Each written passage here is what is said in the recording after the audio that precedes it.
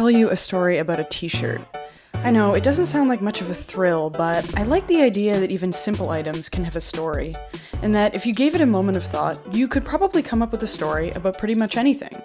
I mean, maybe not a great story, but a story at the very least. I call this shirt the America t-shirt. I bought it in 2017. Well, actually, I didn't buy it. My parents bought it for me. In 2016, I moved from Halifax, Nova Scotia, where I grew up, cue photos of lighthouses and the ocean and ships, to Ottawa, Ontario, the capital of Canada. That first year was incredibly exciting. Although I had worked and lived in different places for a couple of months here and there, it was the first time I had moved to a different city. And in the summer of 2017, my parents came to visit, which was also the first time they had visited me in a new place. And there's me wearing the shirt. I probably put that on for dinner on the same day I bought it. My mom loves shopping, and I mean loves it. So as mothers do, she took me on a little shopping trip, and that's where the story of this t-shirt began. I really love the aesthetic of this shirt. I love the kind of faded Americana look, I love the colors, the way it fits, and it's very soft. Since I bought it, it's been one of my favorite shirts to wear. One of those items of clothing that hits the laundry basket as soon as they've been washed because it's the first thing you want to wear.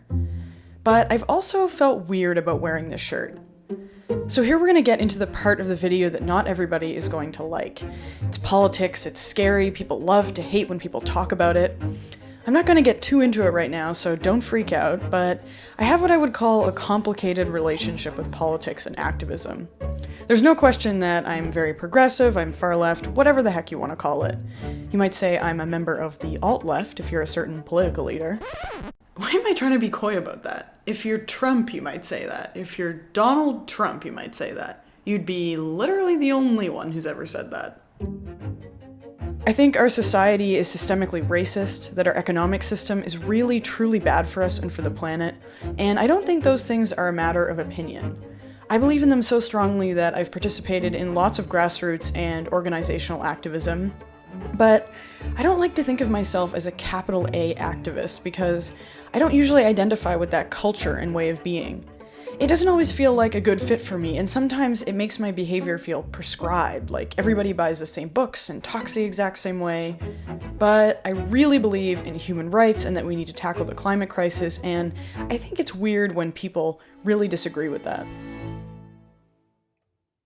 I'm also from Canada. Not that I am at all patriotic or really into being from Canada. I want to make that very clear. I firmly believe that this country has committed atrocities very much on par with the US. There's a strong history of comparing the two countries because we border each other completely. In Canada's case, it's the only country we share a border with. And although our histories certainly have major differences, these lands were colonized in similar ways by white Europeans and have moved forward through time politically and culturally in a somewhat similar way. Whenever a conservative leader is elected in Canada or a politician acts like a buffoon, people love to say, "At least we're not living in the US, am I right?" And partially, I do understand that. I am grateful to live in Canada in some ways. I'm hesitant to say this, but I think, at least on the surface, Canada's policies can be less overtly horrifying than those of the States. People are known to be more polite and kinder here. If they do have racist, sexist, bigoted thoughts, they might be more likely to keep them to themselves.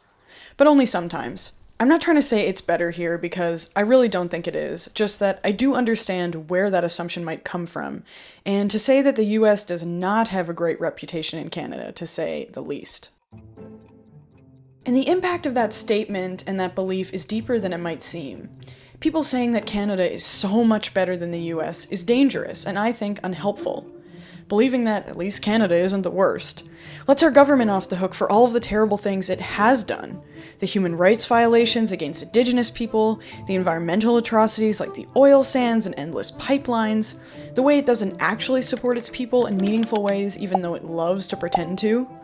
It lets us say to every new policy or even small event, like a woman in a hijab being harassed at a gas station, which happened near where I live recently, "At least we're not in the US, am I right?"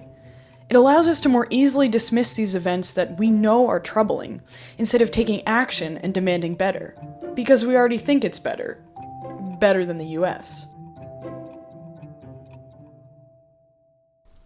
So, with that being said, it's easy to see why the combination of being progressive politically and living in Canada turns wearing my America t shirt into an interesting situation.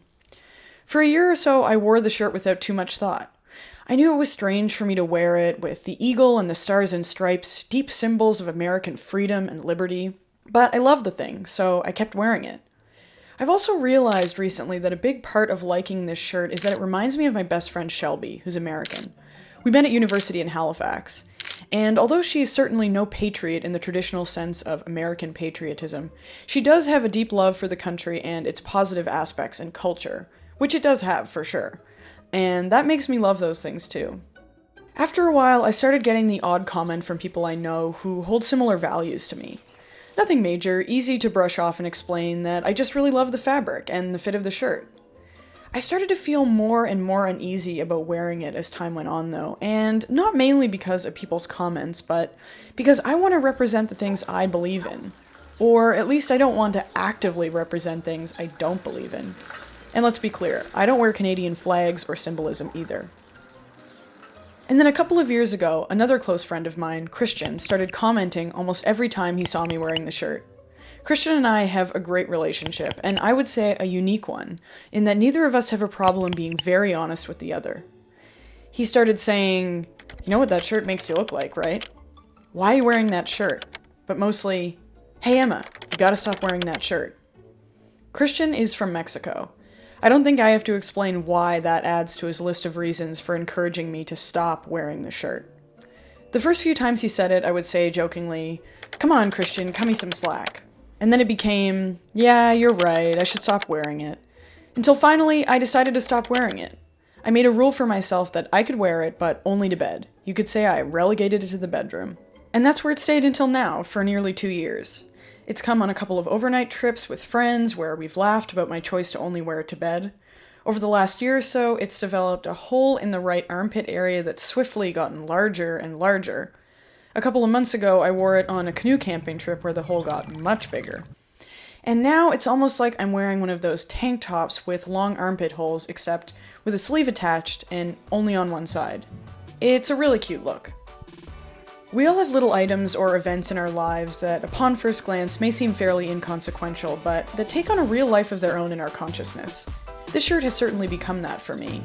And after wearing it to death for just over 3 years, for reasons I don't even understand, it's tattered, I can't get the smell out of it when I wash it anymore, and I think it's time to say goodbye.